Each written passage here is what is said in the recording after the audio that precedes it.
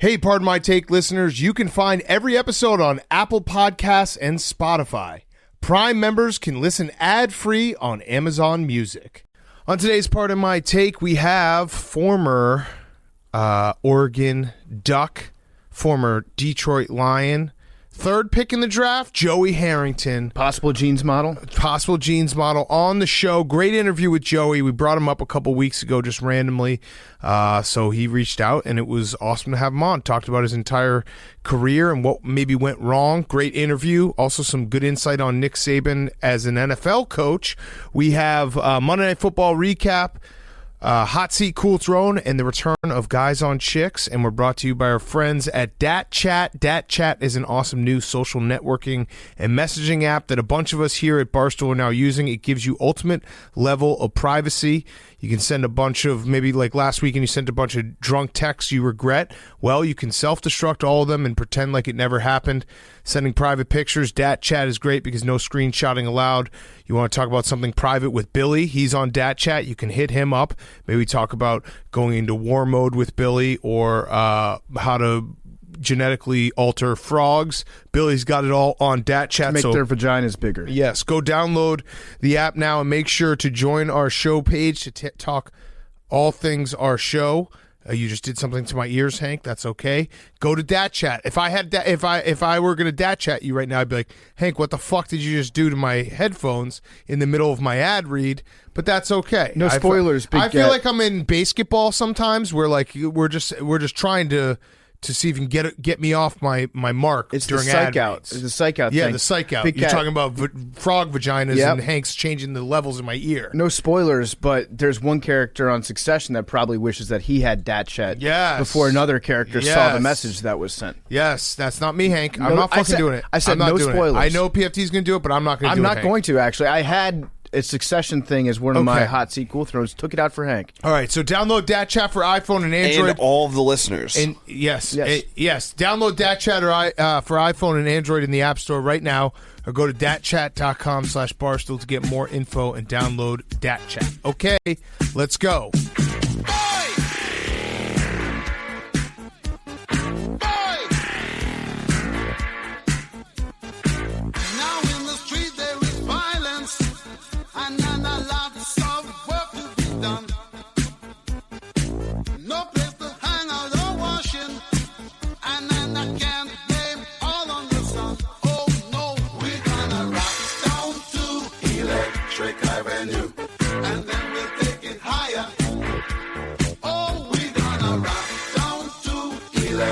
It's Pardon My Take, presented by Barstool Sports.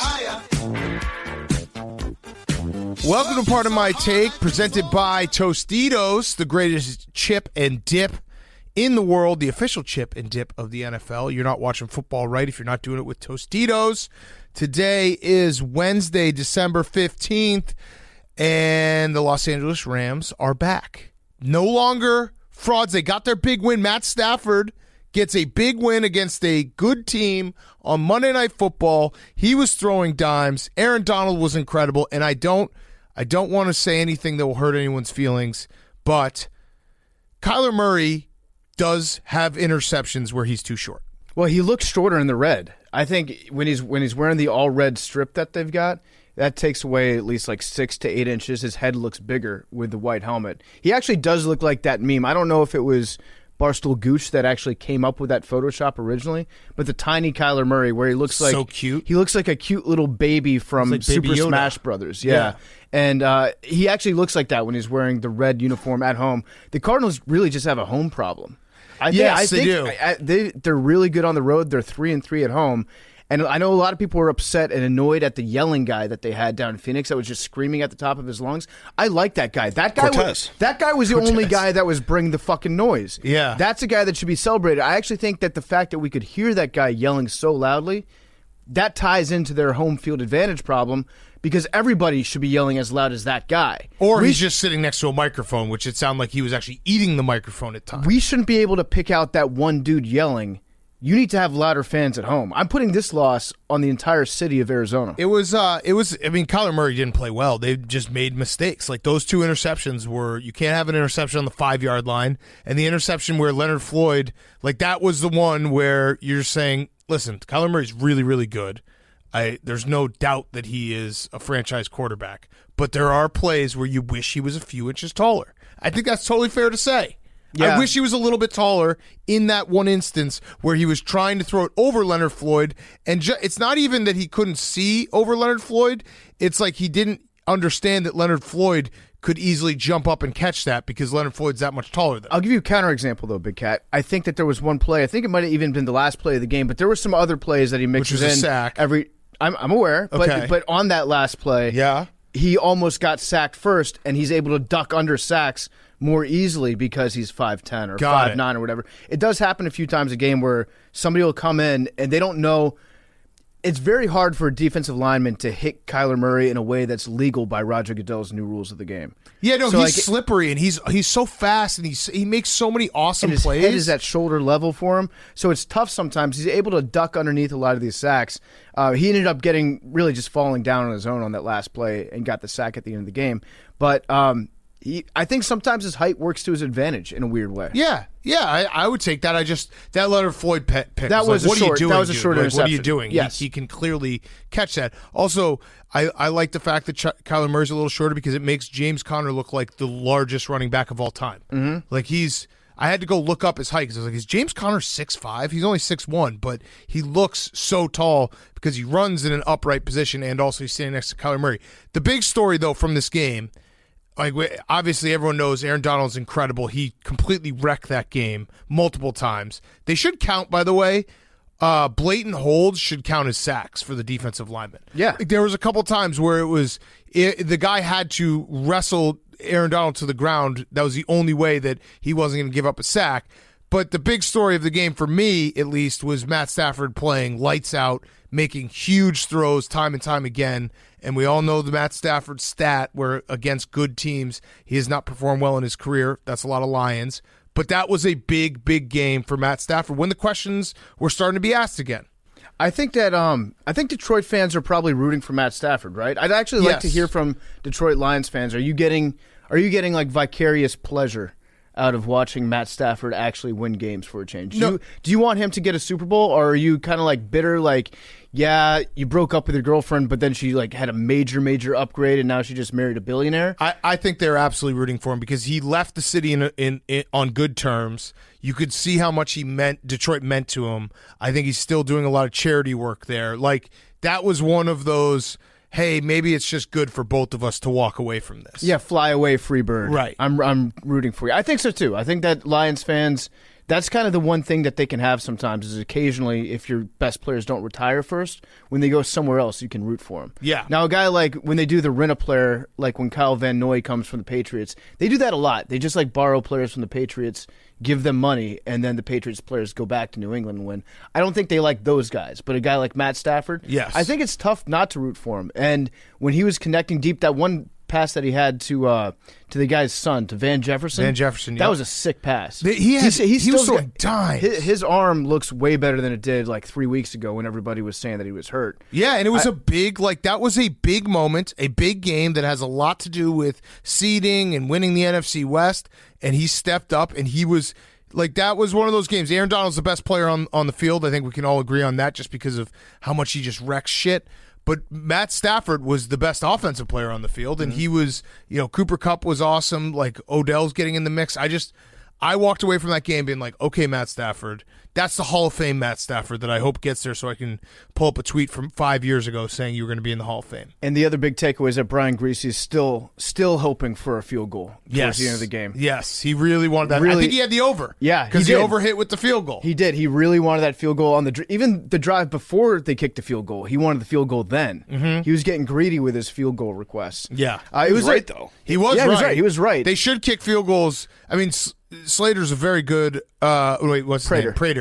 Prater's a very good field goal kicker, and they should have kicked it earlier, and they should have kicked it on the drive before. Yeah, and also more big news, we got another onside kick recovery by the team that did not win. That was the team that Billy was alluding to when he said that 3 teams recovered an onside kick and did not win.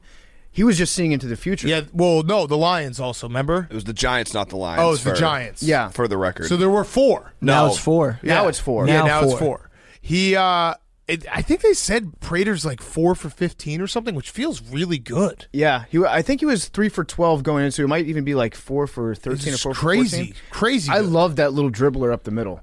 Yes. I love that onside kick, yeah. Because no one really wants to touch it, and they're all scared. And also the kicker's a nerd, so they don't want to hang out around him, and they're like, ugh. Is it against, like, the respect of the game for a kicker to not just blast the ball at the other side? Oh, off someone's face? Yeah. Yeah. I don't know why they don't do that. Like, you'd think you'd get a good ricochet back. You could do it, yeah. I mean, if you could aim it directly at one guy's helmet. I don't know hit why they their don't do helmet. that. Well, but if you Maybe not in if you that kick it as hard as situation. you can, they're not going to catch it. Right. Yeah, and but you're probably going to miss him, and then if you miss him, it's just going to go like 50 yards or yeah, out just of don't bounds. miss. They should do that though, not maybe in that moment when you absolutely need the recovery, but like in the middle of the second quarter, you score a touchdown. Just try to worst case, it bounces off them, and I don't know. They probably end up in like around midfield, but it could also be a squib kick that goes all the way down, or you blast them in the face and recover. So yeah, let's think about this because in soccer, a penalty kick is 12 yards away, right? And you think that if they were trying to hit the goalie on every kick, they could probably do it. So the kick on a kickoff is 10 yards away. So you could probably come pretty close. But remember too, there's more goalies, and a lot of the goalies in this analogy are kind of leaning back, going backwards. But I don't think that you could aim for a goalie, miss the goalie, and have it hit another because the goalies are too far apart. Yeah, They're not they're like close shoulder to enough. You shoulder. just blast it. This is the exact strategy in Pop Warner because no one can catch the ball like that. They just have the kicker just blast at some poor kid with no It hands. would just be funny to watch. I still think a drop kick on kickoffs is by far the easiest way to recover. You can just sky that up in the air, run 10 yards, easy catch. Can't you fair catch it though? This I'm not is aware. like I'm pretty this sure is you the can- Harbaugh thing, on a- right? on This a- is on a your drop old. kick? Yeah, you can fair catch any. Oh yeah, Harbaugh tried doing it. Yeah, and I think it worked actually. You brought this up Yeah. a lot to coaches. I remember. Yeah, to coaches, and Harbaugh tried doing it and it worked. A drop kick, onside kick. You can fair catch it. On a drop kick, I know you can on a kickoff. You can fair catch it, but if you drop it, then they Well, can pick yeah, it of up. course, yeah. Onside kick, Harbaugh. I'm looking it up right now because I want to see this. I can't. You could also NFL bans Ravens crazy kickoff drop kick after watching Baltimore use it just one time. they banned it. Yeah. Fucking there you Goodell. go. So that's why it never happens. So I broke the NFL. So yeah, it was Justin Tucker. Did the drop kick, and the Chiefs just had no idea what to do. Yeah, he could have fair caught it, and he just didn't. Yeah, but they didn't know what to do. Yeah, about it. right. So, oh no, the Ravens didn't even recover the onside kick. Oh well, it was So, cool. That was cool until I looked it up. My bad. Yeah, I kind of ruined that. It's banned and it didn't work. yeah, but it's kind of badass that it's banned now. It's too hot for That's TV. true. That's true. Kickers gone wild, baby. That took a real turn right there. You brought up a good point earlier when you were saying that if a player gets a blatant hold, a defensive player, that they should count that as a sack in their Yeah. stats. Absolutely, they should. I also think that, and you'll like this one too, Big Cat, if Aaron Rodgers sees a flag on the field for an encroachment and then he throws like a 60-yard bomb that he wouldn't have thrown anyways, that shouldn't count as a touchdown for his career stats. Yes, because it was cheating. It was cheating, Yeah. and it was a play that he was taking advantage of a loophole in the rules. I just know there was at least one, maybe two plays last night where Aaron Donald was so unblockable, the offensive lineman just gave up and like bear hugged him. Mm-hmm. So like those type of plays, and I think it was actually Greasy who pointed out. He's like, that's just as good as a sack. Obviously, you replay the down, so it's not just as good as a sack, but you do lose the 10 yards. That's probably the next gen in terms of analytics. If a company Yeah. can like figure out, Pro Football Focus is probably working on it right now. In between their mock draft grades that they're putting out now, they're probably figuring out a way that they can say, okay, this lineman actually, it's more. Big Cat, it's even more valuable than quarterback pressures. Yep. Is drawing holds. holds, or a receiver being able to get interfered with. That's the most valuable trade of all. Yeah. Yes. I also, so this is something different than Monday Night Football. We never even talked about the fact that Stephon Diggs on Sunday looked to the ref to try to get a flag thrown and just like basically gave up on the play. twice. I'm still mad about that. Twice. Yeah. I think we did bring it up because I'm we mad were mad about about that. it. But yeah, he should not have done that. And then now I saw a lot of people from Bills Mafia tweeting us screenshots of Stephon Diggs getting held later on in the game. Right. That happened too. Yes. The refs Yes. missed a pass interference in the end zone. Of course it did. But yeah, it's probably a good idea to try to make a catch as the play is going on instead of looking for a flag. Right. And also it was a fade, and I just don't you shouldn't even get pass interference calls on fades because it's such a dumb play call. Yeah. I also think that the refs are less likely to throw a flag if you give up on a route and start complaining to them while the ball's still in the air. Absolutely. No one likes to be shown up. It's James Harden looking for a foul without, going through, actually playing through contact. Actually, James Harden plays through contact, but James Harden, but he would look. There's guys, Nikola Mirotic used to always do that, where he would basically stop playing looking for a foul, and the ref would be like, nope, because you're being a bitch, I'm not going to call this foul. I could also see James Harden looking for a shooting foul to get called, but he never actually attempts the shot. Yeah. He's about to be on his way up. He gets hit, and instead of attempting the shot, he just looks at the ref like that was a shooting foul. Yes. Call yes. All right. Any other things from Monday Night Football? I mean, I was looking at this upcoming weekend, and it's coming down to it. Like all these games, a lot of these games have some big time. The Chiefs Chargers game on Thursday night has huge significance. Mm-hmm. Might be back in you actually do have a bet on this game. I do, because if the Chargers win this game, they're most likely going to win the AFC West. Yeah, no, I have all my money right now is tied up in futures, Big Cat. That's why I can't bet, not because I lost all my money gambling. I've just got so many futures that I'm waiting. I'm good for it, Right. Like I'm sure Jameis Winston will win Comeback Player of the Year this year, and I'll be a rich man when that happens. But I think I'm going to bet on the Chiefs. I haven't made my official decision on which team I'm going to bet on without actually betting on, but I think it's going to be the Chiefs just because I think Slater is such a big loss, and COVID is about to just... And Chris Jones, though, on the other side. Not to poke the bear on COVID, but... Sounds like you're about to poke the bear on the COVID. I'm not going to poke the bear on COVID. But yeah, COVID is back, and it's a problem. It's back, although... It's a very big issue. Florio with a 180. What? That I didn't see coming at all. Do tell. Mike Florio, because I started to get... Here's how I know that Florio's really dropped a fucking bomb on his little TV show that he does on the Cock, is I start to get tagged in tweets in the morning from old people that live in Ohio that think that I'm Mike Florio. Right. And they're mad at me for something. So today I started to get some tweets that were like, thanks for coming around, Mike. We love you. We appreciate you. And I was like, what's going on here? Turns out that Florio has come 180 degrees. Now he has to take that if a player in the NFL tests positive and they are asymptomatic, they should still practice and play. Wow.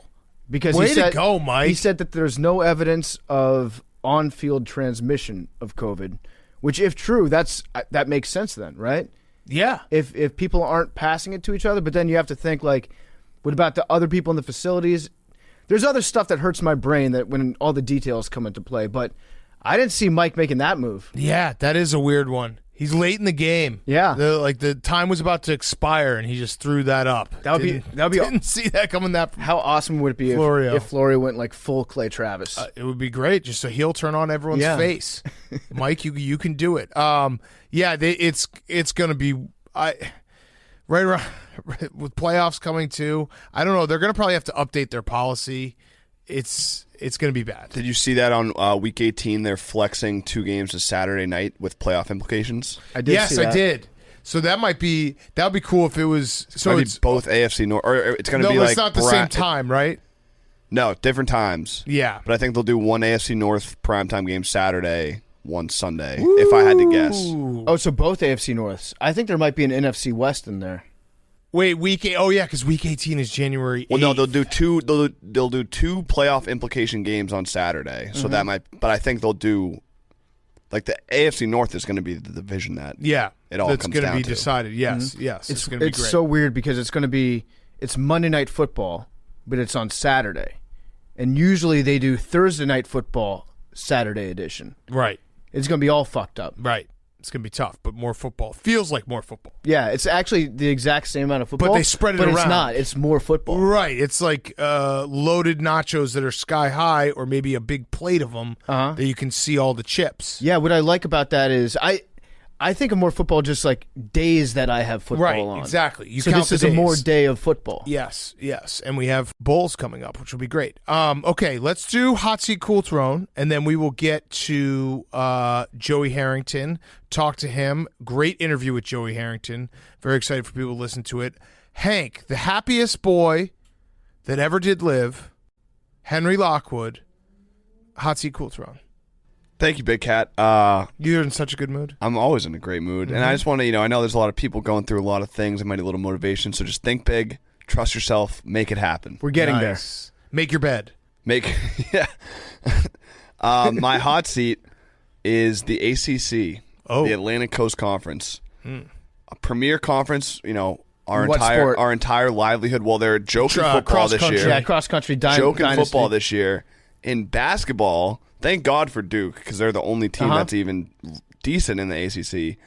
Let's see if Duke can make it sober to March first. They've lost 6 bye games. Yeah. 6. Which would you like to explain what a bye game is? Well, It's because when- it's the epitome of brutality. Yes, It it is. is. It's when a big school pays a little school to play them. I've Yes. never fully understood that. It's always like a tweet where it's like, supposed to be for your this team paid $405,000 and lost. Yeah, because they're doing it to pump up their schedule. Yeah, and win. So a team like Virginia Tech hypothetically would pay James Madison to come down to Blacksburg and ideally beat them instead of losing 21-17. But then they pay the money because that's a notch in their record book, which boosts them up at the end of the year for the rankings. Mm-hmm. So and they get to sell out a game. Which doesn't even really work the same way it used to, because it's antiquated, because it used to be, there was back in the day when it was essentially if you get to 20 wins, you're in the tournament, and it didn't really matter who the wins were. Now there's analytics, and everyone's got the rankings and net rankings and quad one wins and everything. So these bye games, you could make the argument for practice purpose, like, hey, you get the guys an extra game where you get some run and try out some new things. But it does... Jake, you can would you back me up? It only can hurt you at this point. It can only hurt you. It and doesn't can help only- you with a resume, right at all. And the mid majors, it can help them too. 'Cause Right, we're but seeing mid majors sometimes getting at large, rarely, but But it used to be that you would just basically look at the final standings and be like, if you have 20 wins, you're pretty much in. yeah. Now if you have a loss that stands out, Right, you look could be out. fucked. Like if Duke loses these next 3 to South Carolina State, App State, or Cleveland State, Would be a Uh-oh. real Now, shame. Do you have to schedule, Jake? Do you have to schedule the same amount of games each school? It's like here's a minimum. no, because some play in Yeah. like the early season tournaments. Like Wisconsin played 3 games in 3 days, so Although those Yeah. are guaranteed games, but yeah, those can Yeah. change it. Is there a Yes. window though? Like what's to stop a school from just doing? We're going to play like 3 I think there's top a max 25 number. teams, and Yeah. then There's our- a minute of our max. schedule. And obviously the conference schedule is set. right. And Everyone some plays conferences that. has more. Like I know the Big East is playing. I guess some of them are playing 20, some play 18. So it depends. Either way, bye games, yeah, hot seat for sure. I think it's usually just like an athletic director having a friend who's an athletic director at another school. Hey, do you want this check? Cool. Yeah. All right, we're still friends. Yeah, and to not use it on your kids. You want this Yeah. check and to not have to actually buy new uniforms and stuff. Yeah. Awesome, I got this money. take it. Here you go. Oh, and then We should. I wonder if we could figure out a way legally to make us buy game possible, because there is incarnate word and shit, like IGM or whatever. No, yeah, what if Duke could?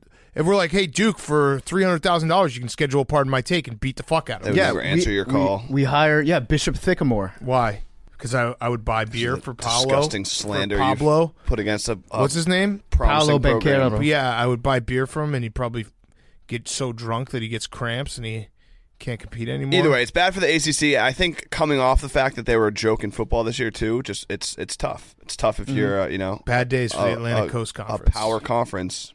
Once, Formerly no longer. Power Conference, yeah. My Ever cool, since they decided to move out of Greensboro, that's when it all went south. my cool throne is Boston Esports. Robert Kraft bought a Call of Duty team, so they're my new esports team. And I'm sure they're going to be excellent. He has everything that I've been Hank roots following. for So I've is actually been following the incredible. Call of Duty League since the pandemic. We got into it. I met some of their players and stuff. I've been following along.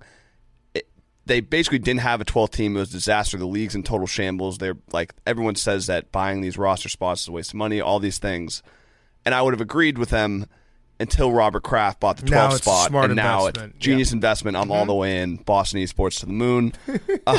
Wait, do you have to be in Boston to play for the team? No, so the Call of Duty They all League live is, in LA, is kind. right? They tried to franchise it. They also got fucked because they literally started the league like in January. Then COVID happened, but they tried to do the franchise model where they do different cities. But then during COVID, everyone just moved to Texas because that's where the best internet is. So it's like Really? Is that true? apparently, yeah. Or is it taxes? Fiber? No, it's where Oh. all the like if you're a lot of video game people move to Texas, They do have Google Fiber in Austin.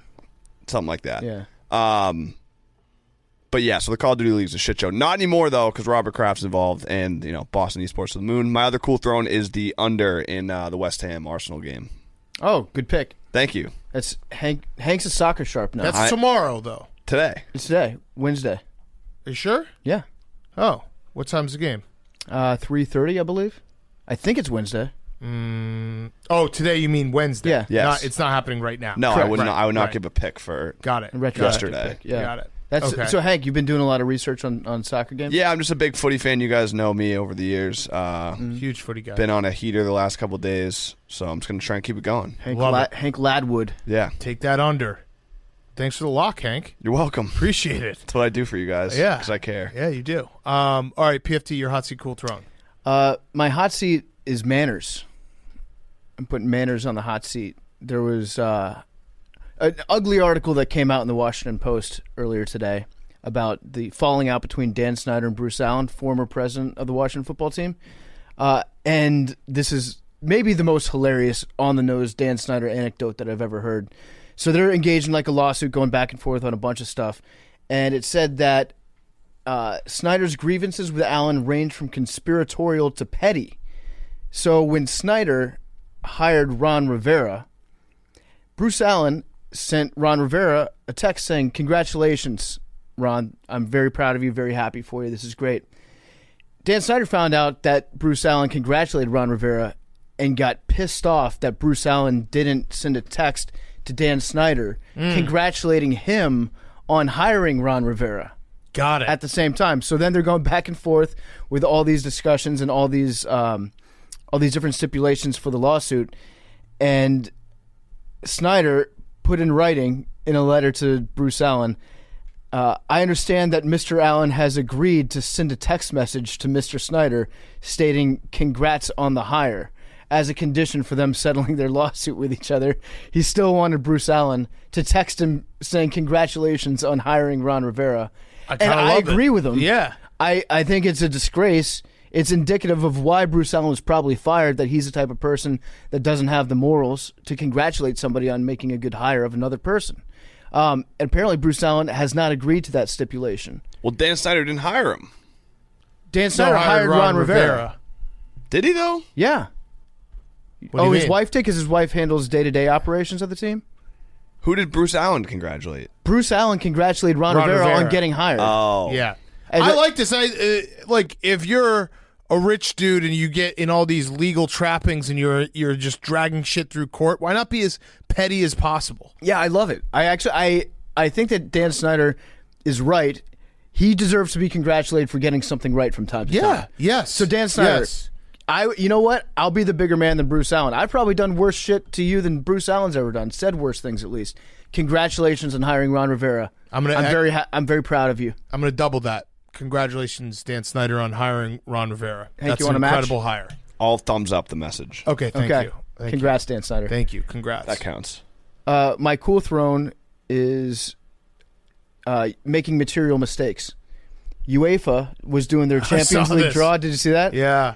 They were doing their Champions League draw, and they fucked up the pools. The ping pong. This is why you just need one ping pong ball machine and not like 6 of them that you're drawing from. They fucked up the draw, screwed over. Who they screwed over? Like Real Madrid? Yeah, there's One a of those couple teams teams- that everyone's crying foul. So they said, like Ari Abraham, when he did the material change thing, UEFA's their verbiage was, "We have made a material mistake in our draw, so we're going to redo the entire thing, do it all over Love again." it. Good job, good job. Anything that's associated with soccer, you can always count on just it being insanely rigged. Incorrupt, yeah. Yeah. Yeah, to the max. All right, my hot seat is Ray Allen. Steph Curry is going to, by the time you're listening to this, Steph Curry has already broken the record, 3-point record He's doing it at Madison Square Garden tonight. I'm actually going to go to the game. I'm excited for it. What are you going to say, Hank? You don't know that. Okay, you're right. Blood Actually, Bank, no, Mortal no, Lock. No, This is Grumpy Hank. No. I See take his it back. True colors. True colors. He can't help himself. That's awesome, Big Cat. I bet you it was an awesome environment to be in. He has to make. I must have been sick. Yeah, He has Hanky to make- Hater's back. I'm just trying to. 2 threes tonight. Yeah. But you're right, So Hank. no, technically I No, am, but you're right. you're right. No, you're right. Wait, are you sitting in the nosebleeds? I'm not. I'm going to send a picture. No, I won't even send a picture because I don't want to be shamed. That sounds Nosebleeds. awesome. Yeah. Are you sitting higher or lower than Jake and the lads? You know that you can't tweet a picture. I tweet a picture from Army Navy and everyone's like, these seats suck. I was in a box. It's like, They what? either say, "Oh wow, you don't need to brag if you're on the floor," Yeah. or Yeah, six it's seats. no win. Yeah, No win. no win. You Maybe got a I'll little zoom mecha it. fix going. What? You got a little mecha fix going. This is my second game, yes, that I've gone to. Do you have a Connect? That's a fix. No, just going to the game. So, Hank and I are Well, no, allowed I didn't there know if it anymore. was like that you had such a good experience at the Bulls game that you're like, No, I it's gotta like get back. I gotta get back in a there. friend of mine moved to New York and I haven't seen him yet. So we're like, let's go to a game. You know, just guy stuff. Yeah. Is that okay with you? I'm just curious It's where the great. seats are. Okay, cool. Yeah. I'll send him. I'll send you a picture. Yeah, I want to roast. Are you cool? You're the one that's Are being. you okay with you're it? Being, no, actually, you know what? I'm are you wrong. okay with I'm this? wrong. No, I'm wrong. I wanted to go see Steph Curry possibly break a record tonight. I'm feeling like I'm getting some pushback. Maybe should I cancel? Would that All make- I said he's was not that gonna it break the record. seems If like that would- you if have that a would make fix Hank for the feel Mecca. better That's if not you a didn't that's not see a that. negative Yeah. thing at all. All right, I it, won't go. It does seem like Hank is jealous that you are going to potentially witness history. You want to come? No, I'm not saying that. I was just trying to like further the conversation. It's like, oh, Big Cat, you've been going to the Mecca a lot. It's a fact. Twice. In how many weeks? 3. That's how many weeks have you gone Basically, beforehand? Spike Lee. Yeah, basically Spike Lee. But that's not like I a negative love it. thing. I That's love just this like fucking that's like shit. a fun little factoid. and maybe Ray Allen. And technically, And by maybe Steph letter Curry. of the law, he might not get it. He might not get it. Now I I'm hope he actually does. rooting for him to not get it. I hope he I'm does. rooting for him to not get it. That would be very I hope funny he for does this in the show. first I hope he quarter. gets hurt. I hope he gets paralyzed. What if- in the what if- first quarter never breaks the record? What if he just? What if he doesn't make a single three? What if he takes like 10 of them? What and if- has the worst night of his life? No, what if he actually gets hurt and it's a career-altering injury, he never gets back out there? But do you think they do? Do you think the NBA would allow him to do like a Bernie Mac, Mr. 3000, where he like, R.I.P. yeah, they have Steph Curry come out in a wheelchair to shoot one last 3 to tie the And record? he's got like a little like a device on his wheelchair that like shoots it up with one of those arms, pneumatic arms. What time are you posting this? Because this, like, what happens if he does All right, have a so terrible it wouldn't be, injury? It wouldn't be funny, Oh, but it would be hilarious. It would be very, very funny. Yes. Hilariously funny. What are you looking up, Jake? How many threes did he need? 2. I think he needs 1 to tie, 2 to break. Although did Steve- November 21st, he went 1 of 6. He's made October I mean, he's gonna 19th get it, opening without a night doubt. 2 for 8 at the Lakers. Every other game at least 3, So he had one game where he hit 1, and one so game that where he would hit be 2. tying it. That And one would be game where he tying hit 2. So Okay. Steve Kerr also said that it seems like Steph's been pressing. Like he knows that the record is here, so he's been thinking about it a lot. I have to imagine that he'll be doubly thinking about it at the Mecca, right? And with me in attendance, With Big Cat in hoping attendance. for him to break his leg. Wait, just his leg now? No, his neck and his leg. You can come back from a leg. yeah, neck and leg. What about a Doug? Like, what's his name? Tom Segura. Yeah. What about Tom Segura style? his whole injury? everything blows up? His legs, his arms, his neck, Yeah. everything. But he survives. I'm hoping for that for Hank. That'd be fun. All right, my cool throne is F1 drama. We didn't talk about it, but the final race on Sunday was incredible. Drive to Survive is going to be even better. I don't know if you guys watched this. Max won. Red Bull, Christian Horner, a part of this podcast. He's been on. We'll have to get him on again. But it was similar to the UEFA ping pong ball draw. This was just like completely ridiculous, and they changed rules mid-race, and everyone's upset. But I love the drama. Yeah, I observe this story through the lens of many memes. Yeah. That's how I prefer to get my F1 news and try to figure out what happens. Just F1 fans are very good at memeing. They're very good at memes. So just send me all the memes as recaps. And I think I'm going to piece it together based on what I saw on my timeline. There was a wreck, and right before the caution came out, the guy Verstappen overtook the other guy. No, that was after. So after the wreck, when the when the safety car was out, and I'm probably fucking this up too, but I don't care because when have we ever cared about being right about anything on this show? There was a safety car out, and there was 5 cars that were lapped, right? That were way behind, that were in between Hamilton and Verstappen, and they let Verstappen basically cut in front of all those. So then To get closer. So then the last lap, they had a race for it, but Verstappen was on fresher tires, so he easily beat Hamilton on the last lap. Got it. And there was also controversy in the first lap because Verstappen tried to cut off Hamilton, and Hamilton basically hit the Rainbow Road and went through the track. It was so hard to land on that thing. Yeah, so hard. But either way, I'm excited to watch Drive to Survive and fully understand it. Maybe that's what we'll do. We'll do a recap of Sunday's F1 drama as soon as we watch this season of Drive to Survive and fully understand it. I mean, it's hard to not be woke on the fact that they would do something like this because it's Christian Horner it's Toto, right? Yeah, Toto. This entire controversy was just invented to get more viewers on Drive to Survive. And the safety guy had an all-time, similar to Dan Snyder, just I'm the boss here. Toto was complaining, and he just said back on the radio, which, by the way, we need to get this in all American sports. The fact that you can listen to these guys bitch and complain in real time is so awesome. Oh yeah. But he just replied to Toto. He's like, it's motor racing. He's like, that's what it is. It's motor race. It's like if you could hear the offensive and defense coordinators live on the headsets during a football game. It's like all you would hear is just some spitting dip. I was going to say, you'd hear Matt Nagy on 4th and inches, down 11, in a season that doesn't matter anymore, just breathing too heavily into his headset. Yeah, Freddie Kitchens, just run the draw. The draw. That quote, by the way, I just have to throw it out there. When they asked Matt Nagy about the 4th and inches punt, he said, "You wish you would have went for it." That's the part where you look back as a coach and go, "Damn, that would have been a time to do that." Yeah. The royal we. You wish you would have gone for it. Yeah. All right, your hot seat cool throwing, Billy. My hot seat is politics in general. Uh-oh. So 2 politicians down in Brazil put all other politics to shame I saw this. After fighting online, calling each other scoundrels and other words in Brazilian, Portuguese actually. They had a 3-round MMA fight, which was sick. Just 2 obviously out of shape politicians just actually duking it out, and the crowd was going nuts. I really wish that would happen more in the United States and other places. Mm-hmm. Yes, that'd be sick. One. What were you saying, Hank? What's the appeal there? Politicians fighting each other? There's 2 out. No, I'm just kidding. I'm kidding. I was making a joke, just a little joke. Oh, hey, Cat.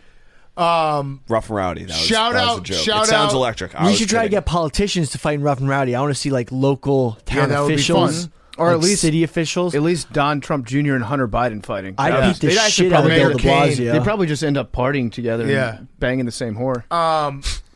Shout out Hard Factor for that, because that's where you saw it. That's where you saw the story.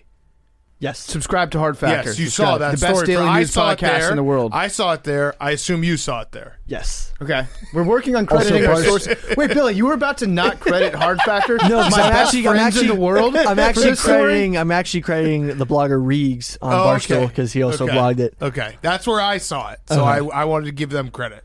Mad creds. And my cool throne is J.R. Smith. Yes. 4.0.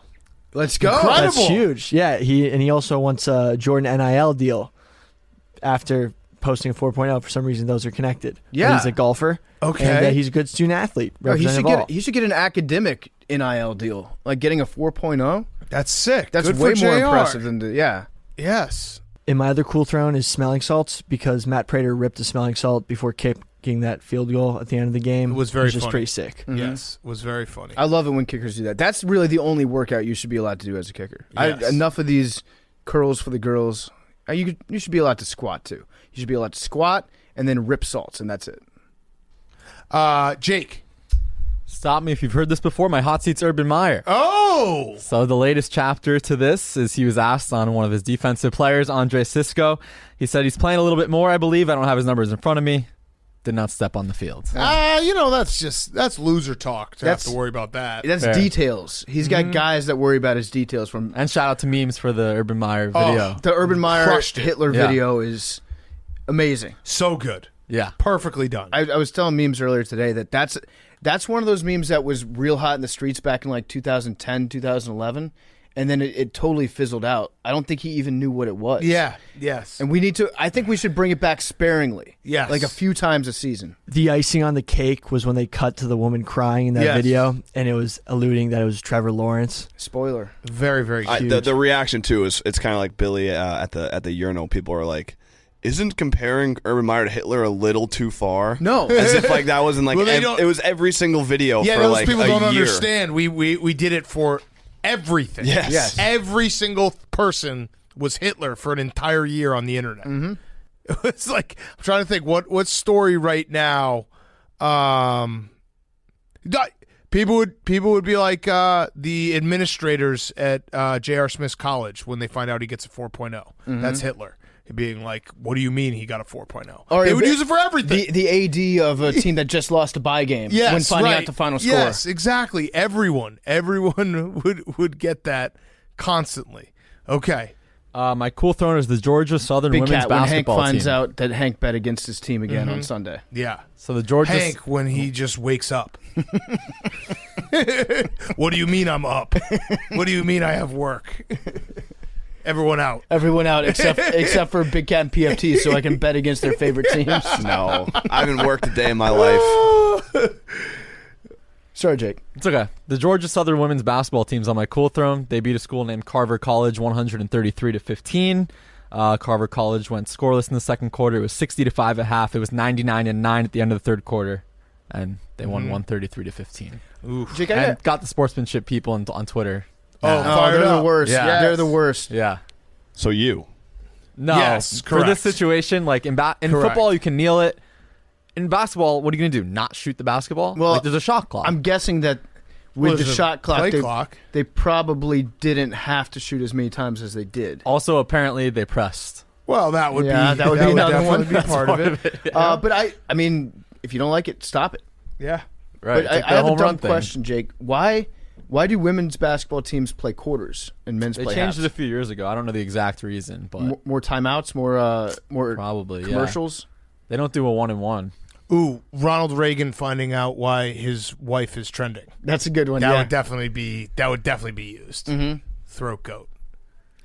How good do you think Nancy Reagan's head was? It was great. I wish from we what could I've find heard, that out. really I wish we good had head. analytics. I actually, I think that there's a chance. For people who don't know, by the way, the Nancy Reagan was trending this weekend because someone compared Nancy Reagan and Madonna being like, who would you rather be when you're 60? Like Madonna half clothed or Nancy Reagan? It's a picture of her with her whole family. And then it got trending that Nancy Reagan was the greatest blowjob queen of all time in Hollywood back in the day. It was a quote from some girl's from some woman's autobiography. Kitty Kelly. Hank. Thank Kitty you. where Kelly. she said has like a name. Nancy Reagan sucked off everyone in the MGM lot for like 20 years or whatever. Yeah. and- There's a chance though that this girl is just super jealous of Nancy Reagan. Oh, like that, yeah. Does that not sound like something that like you Yeah. a girl that Jealous you of her hate? head game? Just like, oh, she's Oh. such a slut. She sucks everyone off. That's why people like her. no, because the way that Like, that tell it me was that's written, not like some in- high school. In that biography, the way it was written was She got like, jobs because I was- didn't, because she sucked everyone off. No, it was like she's That's really true. good. It was like paying homage to her. But Hank it's is kind of a right. diss. Like, yeah, being like, oh, yeah, she just gets the jobs because she sucks everyone off. Definitely is like petty 101. yeah, Yeah. so Kitty Kelly gets like all these salacious stories in her biography. That's kind of what she's known for. And if true, I think it's great for Ron. I think that the first lady or first dude, if there's a woman president, should be really good at giving oral sex. Really good. Yes. All the time. And Nancy Reagan should have wanted to stick around maybe to just be like full-time first lady. Yes. Whoever, the throat goat, the current throat goat, shout out AJ Teddy's, she should be vice president. Get out of Yes. here, Dr. Jill Biden. Yes. Yes. Get her up there. But yeah, that story was very funny. That was when the internet's good. When I think much like many people were like, oh, she died? No, she's been dead for a while. Oh, Nancy Reagan? Yeah. I was No, like, oh, she actually came back to life in a way. Yeah, right. She lives on forever. They say you die when the last person says your name. There Yeah. we go. So she's as live Was as it- she's ever been. Was it Helen of Troy, the face that could launch 1,000? This is the throat that could launch 1,000 ships. Yeah, there we go. Nancy Reagan, shout out. GOAT. Goat for in her own way. All right, let's get to Joey Harrington. Before we do that, PFT, you got a quick word? Yes, I want to talk to you about our great friends over at Sling TV. We love Sling TV. If you want to watch the Brandon Walker college football experience featuring Brandon Walker, there's only one way to do it. That's with Sling TV, and it's the cheapest way to get the best NFL viewing experience on TV. That's right, the NFL Red Zone. With the Sling Blue and Sports Extra package, you get Red Zone, NFL Network, and more for only $21 for your first month. So if you love watching live sports but you're tired of the high prices, it's time to switch to Sling. We always talk about cutting the cord. We used to be afraid of cutting the cord, but with Sling they make it very easy so that you can watch all the sports that you want, all the sports that you're used to, and save a bunch of money. Plus, you can watch past episodes of Part of My Take, The Yak, Stool Streams, and exclusive new Barstool content for free. Just go to the Barstool Sports channel on Sling. It's super easy to set up. It's easy to use. There's no contracts. Starting at just $35 a month, you can sign up now and get your first month for just $10. So go to sling.com/barstool. Sign up now. Get that first month at just $10. Sling.com/barstool. Now, here's Joey Harrington. Okay, we now welcome on a very special guest. It's someone who randomly came up in conversation on the show last week, and we're very excited to have on. It is former third pick in the NFL draft, former Oregon, well, he is an Oregon legend still. It is Joey Harrington. Thank you for joining us, Joey. We appreciate you doing that. Yeah, we were just chatting for a second right before you joined, but we had the throwback moment of Joey Harrington NCAA football cover and how much of a legend you were, and you came up naturally in conversation, so we're very, very excited to have you on. Well, I mean, that was the greatest game, not specifically that year, but that college football game was the greatest game in the history of video games. Well, maybe Tecmo Super Bowl. Yeah. But it's up there. It's up there. Yes, it's up there. It's coming back in 2023. Did you used to play that game while you were in college? We used to play the game. So those of us because I didn't play my first couple years and, red shirt and behind Akili Smith and, you're down on the depth chart. And all of us freshmen in the dorms were like, okay, we got to get high enough on the depth chart so that we could make it onto the video game next year. Right. And then you all of a sudden, once you get it, because I think they went 3 deep at each position, but they never use your name. They just use your number. Yeah. So then we'd go in and switch out put yourself into the game. And of course, when you're third on the depth chart, you suck. And so, but still it's dude, that's me. That's my number. I'm on a game. But I was always too far down the depth chart to make it up until I actually started playing. Yeah. Yeah. So it's great to have you on. I actually think that your story is it's now going to be brought up a lot more because of the way the NFL has gone and the pressure we put on quarterbacks instantly when they get in and the amount of guys get drafted in the first round. But let's talk about it because obviously people will say bust. I've read a lot of the stories you've done afterwards. I think you would admit that it obviously didn't go your way, but do you think about it often? Man, if this had been different or that had been different, or is it something you're kind of at peace with? I mean, I think it's natural to think, what could have been, because people ask you that question. But I think what I've come to understand is I love where I'm at right now, right? And I live a mile from my parents, a mile from my wife's parents. I run a foundation for my main job. I get to coach my kids basketball. I get to be part of all that, right? And so I love where I'm at right now. That wouldn't have happened if things were different then. And sure, do I wish that, I had a 14-year NFL career and, ended up in the Hall of Fame? Sure. Of course you have those thoughts, but it's bigger than that. Yeah. Right. It's even, I'm sitting here recovering from a knee surgery that, 3 months without walking, and I'm 43 years old and realizing that hopefully I got another 40 years left of life. And while that moment that you're in the NFL, it's crazy. It is beyond, it's not real life. It's this world that doesn't exist outside of those 32 teams and these 32 cities. And I was lucky enough to have the perspective to realize that there's more than just being an NFL quarterback. I'm going to have 50 years of figuring out what the hell to do. So do I look back and say it would have been nice to play better Yeah, of course. Do I wish that I'd had some situations where, the coaching staff and I were on the same page and, where I would have, simply played better and then things would have turned out differently? Sure. Do I wish that, coaches hadn't walked out on us mid-year and left us a note and said, screw it, I'm out? Of course. I could go down a laundry list of things that, would be amazing stories, but I wish they were different. But I love where I'm at. Yeah. And that's a part of who I am, and that's a part of what got me here. I love that perspective. It sounds like you're actually one of the more well-adjusted former athletes that we've spoken with on this show. It's incredible. Like, the Detroit Lions, as much crap as they get for being, a chaotic organization, they actually give you a good perspective in the long term because to some extent you're like, well, I could be back in Detroit. Things could always get worse. So I'm doing okay right now. When you got drafted there, that was right when they went on that run of drafting, wide receiver after wide receiver after wide receiver. I have to imagine that you didn't have a whole lot of input as, you were just coming off your rookie season as to what direction the franchise was going. But I guess how soon after you started playing did you realize, like, this is going to be a little bit different than college? It's going to be more difficult in a lot of ways, and it's a business now. People use that phrase, it's a business, right? It's a business. It's different. But until it kicks you in the butt, you don't really, you don't quite understand it. I mean, sure, there were differences. I walked into the locker room as a 23-year-old kid and step into the huddle, and Ray Brown is my right guard who, turned 40 that season, and Bill Schrader is my wide receiver. And, looking around, it's I don't have a whole lot of connection with these guys. I'm coming out of having pizza and beer on Friday nights, and they're taking their kids to soccer practice and dentist appointments and worried about health insurance. It's a completely different setup than a college locker room. But until you hit that moment where they truly run you out of town, mm-hmm. or they say, thanks, but no thanks, get out of here, until you're cut, until you have that, because they can't cut you in college, right? They can demote you, they can bench you. You're still part of the team. You're still part of the town. But in the NFL, they can just say, hey, thanks. It's been fun. It's been real. See ya. And not pay you another dime. And until you have that happen to you, which happens to just about anybody, unless you're Tom Brady.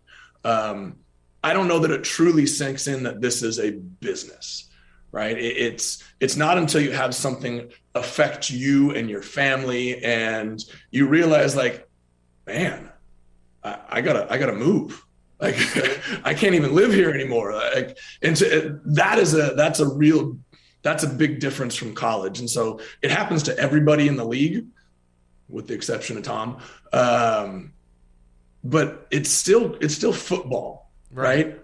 And that's the deal. Is what makes it a business is the football side of it. If you go out and play good football and have fun, it's still football. If you go out and play bad football and you suck, then it becomes a business real quick, right? Yeah. They ship it down. I think the part that fascinates me with guys that get drafted really high and it doesn't work out for many different reasons. I used to think oh, that guy's a bust. He sucks. Now I'm more on the line of every guy has a chance, and it's a small window where things have to kind of go your way for a little bit there for it to start to work out. Otherwise, it can go south real fast, and you never really get that full chance of everything around you. Reading about your time in Detroit, it felt like the offensive scheme, they wanted you to fit to their offensive scheme, not the other way around. Is that fair to say? I think that's fair. You've got to, you're kind of hitting the nail on the head where, so every team carried 3 quarterbacks when I was playing, right? 32 teams, 100 guys, 100 quarterbacks in the league who could make every single throw. They could do every single thing physically that you needed to do. And the difference between the first guy and the third guy was so minuscule, right? In Detroit, they wanted me to play in a West Coast offense. That wasn't what I was good at, right? And so we're sitting there in one of our install meetings, right when I first got there. I'll never forget this. We're going through protections. Okay, I got I got a 7-man protection, both backs, 5-man up front, releasing the tight end. And here's how everything works. And I kind of do a little math here. Okay, great. I'm protected if they bring it strong. What happens if they bring a free or a weak safety? If they bring safety off the weak side, what happens if I get 4 off the side? Can I side adjust? Can I redirect my protection? And the quarterback coach looked at me and said, no, you just have to buy time and make a play. And I said, I got an 18-yard comeback out there. How am I supposed to buy time with a free rusher? Like, I'm not Steve Young. I'm not Mike Vick. Like, that's not what I do. Right. And why can't I just give him a signal? And, hey, I see it. Let's adjust. He looked at me in the eye and he said, because that's not what Bill Walsh did. And I was like, but Bill Walsh coached in the 80s. Like, this is something different. And so could I have played better? Yeah, sure. Of course I could. But that type of offense wasn't my strong suit. I wasn't a quick ball out of my hands, dink and dunk kind of guy. I was best in no huddle type stuff. I was best at the line of scrimmage. I was never going to outrun you. I was never going to outthrow you. Of the 3 quarterbacks on our roster in Detroit, I didn't have the best arm, but what I could do is I could outthink you. Right. So if you put me at the line of scrimmage and I get up and recognize I got 2 safeties, I got a 3 technique on the weak side, here we go, man, I'm running here, before you have an opportunity to adjust to that. And so, yeah, you're right. If a quarterback who is better in no huddle gets put into a Bill Walsh, quick ball out of your hand, dink and dunk system, it may not be best for him. But that's the thing. Every single quarterback in the league has the skills to be there. Yeah. Every quarterback in the league has the skills to be to play NFL football. Mm-hmm. And, some more than others. And sometimes the ones that are at the top don't get put into the best situation to let them be successful. Yeah. It's actually like, it's oftentimes we go back to like Nick Saban and Bill Belichick, but like the things that those 2 guys do different than everyone else is they will adjust their team to their strengths a year in and year out, even in the season, where it's like, this isn't just, hey, this is my system, we're running my system until it works. It's, no, these are the strengths of my team, this is what I'm going to do. Like you saw it with Alabama going against Georgia. Like they don't have a good offensive line. They're going to scheme up stuff to get the ball out quick, to let their receivers make plays so they don't have to block for a really long time. So I don't know. I've definitely changed my opinion that obviously players deserve some blame, but I think a organization and a coaching staff deserves as much blame as well. It's interesting that you brought up. Yeah, go ahead, Joe. Well, I was going to say you made an interesting point about Saban because I played for him with the Dolphins. In Miami.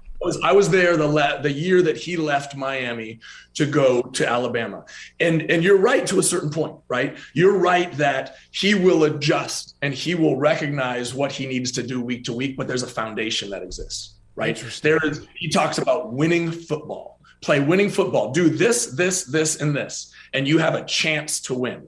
You don't do those things and screw it. Don't even show up. What are the things? What's that? What are the things that he says? Like, what's the foundation? It is all preparation, right? It is. God, you're gonna quiz me now. It's not specific. You have to, drink a cup of coffee and eat eggs in the morning. But there are certain standards you hold yourself to, right? Certain ways that you approach the game. It's an idea of having it be more than just a game, right? Having it be a business, having it be a job, the knowledge that somebody else is coming to try and do what you do. They're trying to take your spot. Don't give them that opportunity. And it's not don't make a mistake, but it's prepare better than anybody else out there, right? So once you've established that work ethic, now you can make the changes. Now you can say, this week I need to be here, whereas next week I need to be here. But without that foundation, doesn't matter what you got because you're going to get your butt kicked. Yeah, with Saban, when he was, coaching you on the Dolphins, you always hear about like how he approaches the game in college and how he gets the players to buy in. Was it easy for him to get you guys to buy in because of what he had done at the collegiate level? Or was it like, you hear about some of the former Patriots assistants that go somewhere and they try to be like Bill Belichick on the Patriots, but they haven't won anything yet at that level. So, there's like some hesitance from some of the vets on the team? Or did you guys like listen to him? You're like, hey, this is Nick Saban, obviously a very good football mind. I think it kind of depended on who you were talking to be perfectly honest. Because Nick likes control. Like Nick likes to be, like I said, this is how you play winning football. This is what you do. That doesn't always fly in the NFL, right? It's easy to tell an 18-year-old kid, show up, get in line, do it this way. And if you don't do it this way, then I'm going to find somebody else who will. But when you're talking to a 30-year-old vet who has 8 years of NFL experience and 5 Pro Bowls under his belt, you can't exactly tell him this is the only way to do it, right? Because he can say, no, coach, I've had success doing it another way. And so I think it really kind of depended on who you talk to. Like you talk to guys like Jason Taylor, Zach Thomas. I know that they had some, I don't say some bumps, but they were able to work respectfully. And, from what I saw, they were able to work with each other. I can't speak to a lot of the other stuff, how well it translated, but you also have to come at it too from the perspective that Nick is who he is now. That was, what was it? 06, 07. So that was 14 years ago, right? We got 14 years of experience in saying, oh, Nick Saban is the best, because at that moment he wasn't the best. He was good. Right. He was a coach who had won a national championship at LSU, gave it a shot in the NFL. And I think he realized that wasn't the best place for him. Yeah. And went back to college where he could control every one of those little details. And we've seen what's happened. I mean, the guy hates losing. And I would just it's incredible to even imagine that Nick Saban's in the NFL, where I think in his best season, he coached there for 2 years. He went 9-7. He went 9-7 in his best season. So at best, you're just barely above 500. I would imagine that a record like that even would drive Nick Saban insane. I wasn't there for that year. I was there for the 6-10 year. And yeah, there were some fun conversations that that came out of Nick's mouth. That was that's for sure. Well, I had one last question about Saban. Obviously, you were only with him for a year, but and you can tell me if this is way off. But the one thing I always thought I admired out of Nick Saban, and I think the best coaches do this, is they don't ever make excuses for why their team doesn't. They always kind of own it themselves. The fire alarm's going off, so if you hear it in the background, sorry. I figured there were cops after this. Yeah. But it feels like he doesn't make excuses. He owns he's going to do the work. I actually read an article where you said I loved playing for Nick Saban because he always told me honestly where I stood. He told me straight up, this is where you need to get better. This is what you're not doing right. And then if he's honest with his players, then he can stand up in front of the media and say, it's on me to get them ready. That's exactly how he operates. And that's why he has the respect of so many people. That's not to say that he hasn't pissed some people off along the way, right? Because that idea of my way or the highway doesn't sit with everybody. But yeah, you're right. He expects, I won't say he expects perfection, but he expects accountability. And he shows accountability. And there are plenty of times when he stood up, and I knew I threw a pick and gave him a touchdown at the end of the game, at the end of the first half or whatever it was. And Nick stands up and says, "No, that's on me. I didn't get him prepared well enough." And I'll tell you, as a player that's playing for him, that means something. Yeah. That's a lot different than somebody going up to the microphone and saying, "Yeah, we need to get a lot better on offense, especially at the quarterback position or the running back position, whatever it is, and calling guys out." That works for some, not for all. But I respected Coach for the way he was able to stand up and say, "You know what? At the end of the day, it falls on me. Yeah. And it's my job to get them ready. And if they don't play well enough, I need to do a better job." It's an underrated thing that I think we obviously joke about because it's a cliche.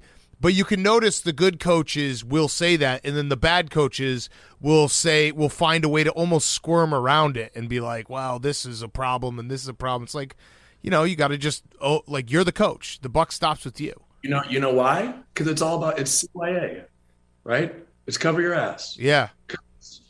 Because there are so few jobs in this football world, right? Whether it's college football or the NFL specifically, 32 jobs.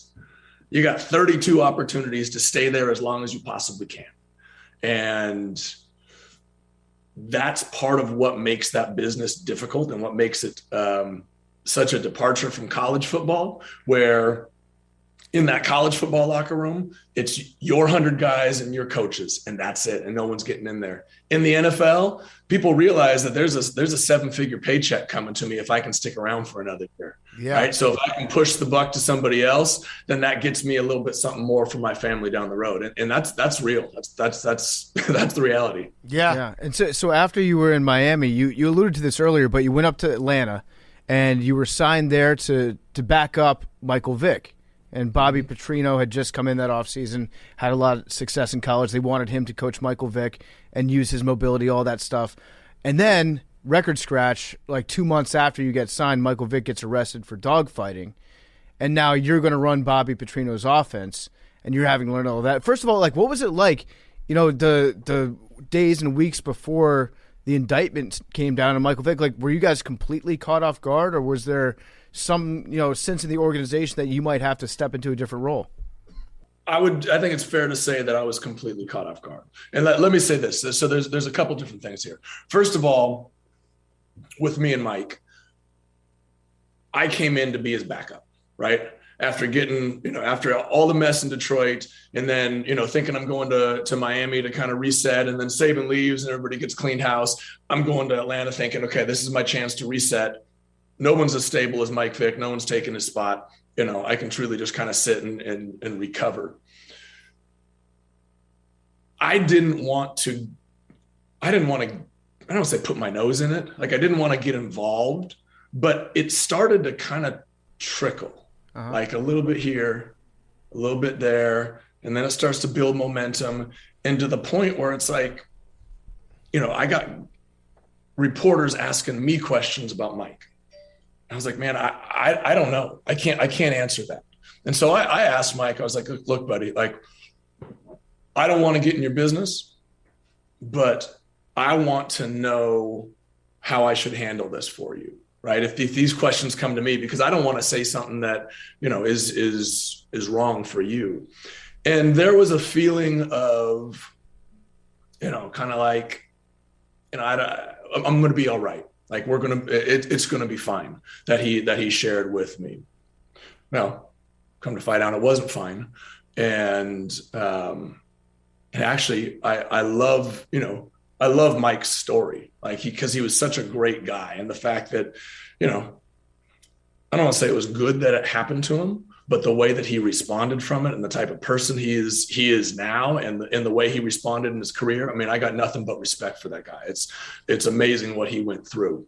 But yeah, there was kind of a caught out of left field, moment for me. I was actually at home. I was over in Central Oregon, and I had just gone for like a hike up Black Butte is what it's called. It's like a little, kind of mountain over in Central Oregon. I came down and stepped on a rock wrong and rolled my ankle, and I'm sitting at home back on the couch, and my phone rings, and it was our quarterback coach, Bill Musgrave. He says, "Well, you ready?" I was like, "Ah, man, funny you called. I'm kind of icing my ankle right now, but I'll be fine. I mean, no big deal." He said, "No, are you ready?" "What are you talking about?" He said, turn on ESPN. So I clicked it on, and sure enough, Mike's being taken away in handcuffs. That's not really something that you prepare for. Like, in media training, it's like, all right, the guy that has your job, he just got arrested for running a dogfighting kennel. Go. Yeah, so that's like, that it's actually part of the playbook. It's like, all right, you wake up, you have your coffee, you do your weight workout, watch some film, get ready for the guy ahead of you to be arrested, and then you go out and you run 7-on-7. Like, right. There's no playbook for that. And so I show up for camp, and it's more than just like being thrust into a job. It's PETA protesters outside the practice facility.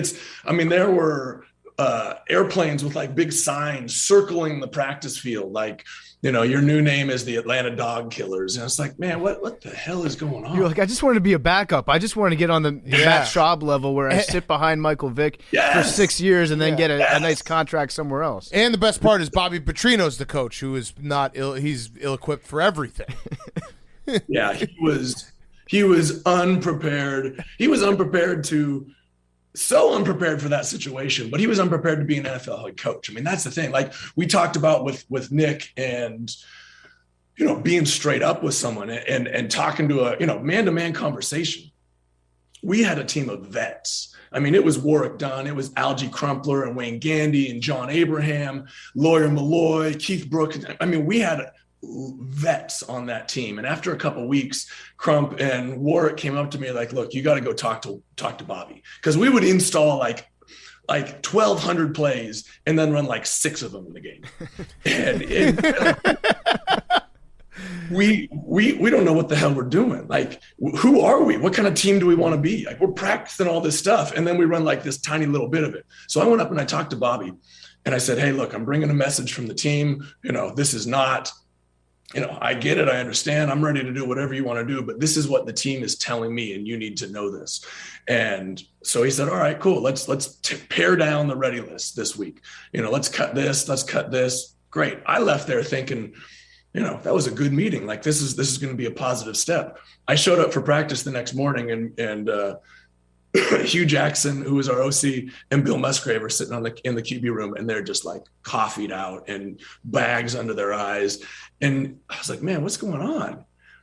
Hugh says, did you talk to Bobby last night? I was like, yeah, we had a great talk. Huh. Because immediately after you left, Bobby came down into our office and started screaming at us like, you MFers, why doesn't our quarterback know what's going on? Why can't we do this? Why can't we do that? And not only did he put every single play that we took out in, he added another, 200 plays onto our ready list to go in and play that week. And it's like, to have the audacity to challenge what it is that I'm trying to say and the way that I'm trying to run this team. Like, I'm sorry, that's not how you operate. Yeah. And then to literally drop. I mean, I don't think we have enough time for the whole Bobby Petrino story about like how he was talking to Arthur Blank saying, I'm going to be here the long term. And Arthur went on Monday Night Football and said, Bobby looked me in the eye and said, you got a head coach in me. After that game, he looked at us in the locker room, said, every single one of you needs to look at yourself in the mirror and decide what you can do to help this organization get better. He walked out the door and we never saw him again. Oh, my God. Can I help to do this organization get better? I could leave. Yeah. And leave you a note on your locker and say, peace, I'm out of here. And that night he was doing pig stewie. Yeah, the press conference that was an alt. If you don't know that, because we have some younger listeners, Bobby Petrino, it looked like he was in a bunker. They had thrown him away in a bunker to do his press conference with Arkansas because it was literally in the middle of the night, leaving the Falcons all time. Probably his second most favorite press conference that he had in Arkansas. Besides one where he's wearing the neck brace. Yes. I have to imagine that when you saw him wearing the neck brace and trying to explain why he was getting into an accident with, I guess, his secretary on the back of his bike or whatever it was. That probably had to be like a very funny moment for you. I never wish ill on anybody. Right. Like, I'm not going to ever wish bad things to happen to people. But I can't say that I was surprised. Right. Yeah. I'm going to leave it like that. Like, yes. So when you talk about the note, I want to get into some specifics of the note that he left you. Was it just one note? Was it on like a sheet of paper? Was it on Atlanta Falcons stationery, or was it like on a napkin? What kind of note are we talking about? Yeah, I can find this thing. I got it. Steve Weish was with the Atlanta Journal-Constitution, and he sent me it'll take too long. It was like 4 sentences. It was like, I'm sorry, this is working out this way. And, this is the best decision for me and my family. I'm sure you can understand that. Thanks. See ya. That's it. And it was just like, yeah, exactly. And it was literally left on the stool. Each one of us had it left on the stool of our locker. Oh, we made copies. Wow. Oh, it was just copied. Class act. Of it. But the best part though is so we're downstairs, and this was the day after a Monday game, right? So we had a short week.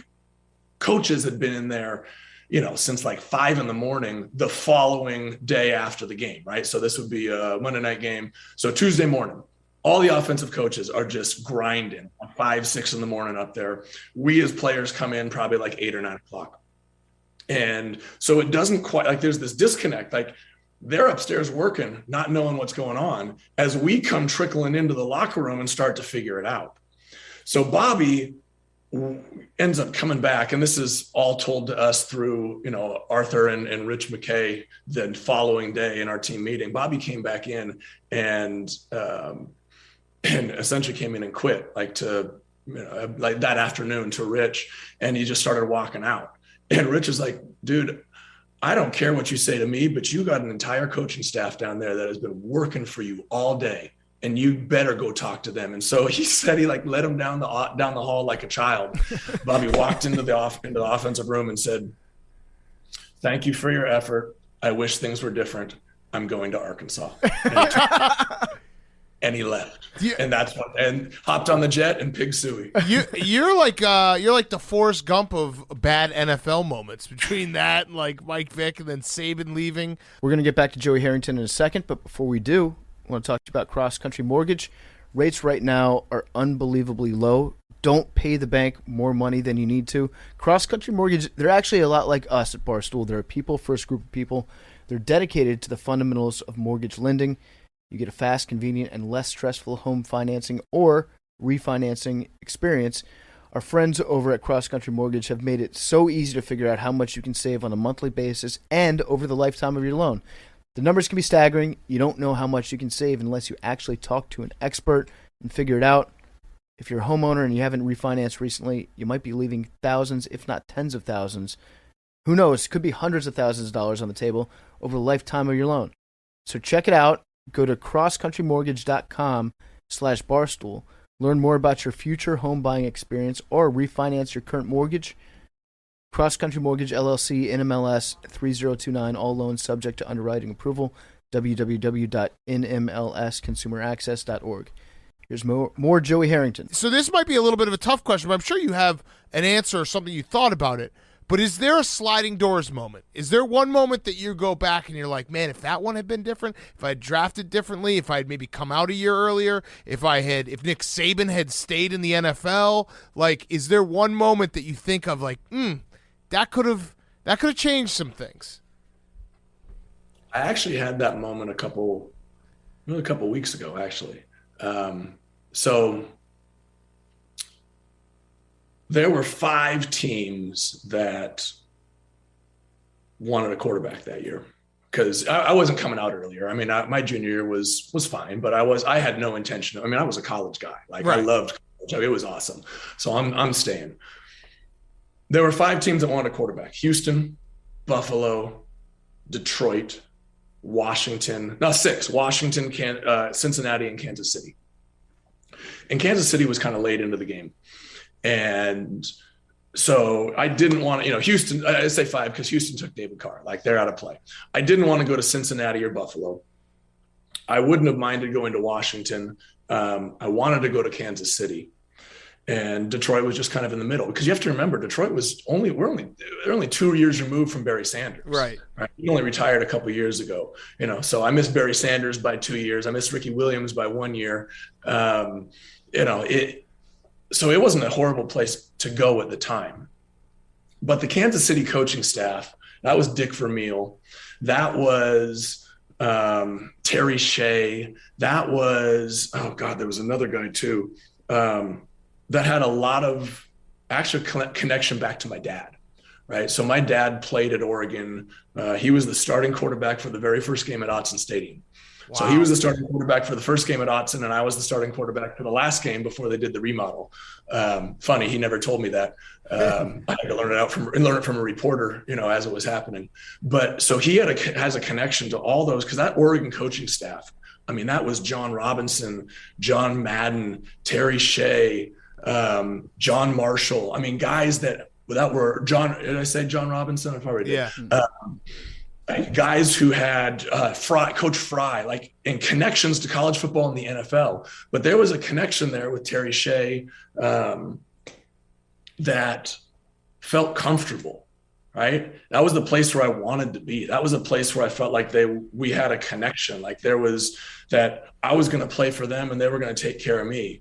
And had come to find out, had I fallen past Detroit, then they were going to take me. And, may or may not have been true. may or may not have happened. But that kind of moment the other day where someone was telling me about, reminded me about that, I was like, yeah, if I had gone to Kansas City, because Matt Millen and Marty Mornhinweg, who were the Detroit coach at the time, were not on the same page. Right. Marty didn't want me. Mm-hmm. Mariucci didn't want me because I wasn't a West Coast guy, right? I wasn't quick. I wasn't mobile. I wasn't ball out of my hands. But Matt Millen loved me, and so he picked. And that was he and I joke still, and he'll look at me, my legal name is John Joseph. It's not, I just go by Joey. And he always called me John Joseph. He was like, John Joseph, man, I ruined your career. And I was like, well, Matt, you a little bit kind of, but no, I kind of ruined my career too. So we can both kind of own it together. But if Matt had not done that, if you hadn't picked me, I could have been chief. Yeah. I could have played until Patrick Mahomes took over. I've always heard that about Matt Millen. Like, he got a lot of shit back in the 2000s for some of those drafts, and probably deservedly so. But yeah, everybody, I've never heard anybody say a bad word about Matt Millen, the person. They all love him. He's amazing. Would he used to wear like overalls around the team facility? Oh yeah, because the guy had a farm and still, essentially lives on, a big acreage out in rural Pennsylvania. Like he's just a good person. Mm-hmm. Like there's no mess. There's no fuss. There's no Louis Vuitton luggage. Like, dude, I'm going to show up. I'm going to do my job. And I want people who are going to show up and do the same thing.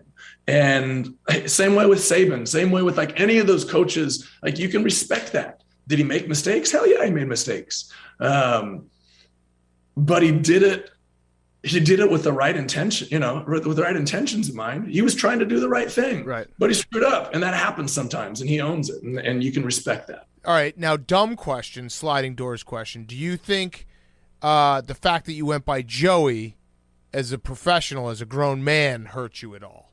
Because I do think that matters. Like John Harrington might have had a long career.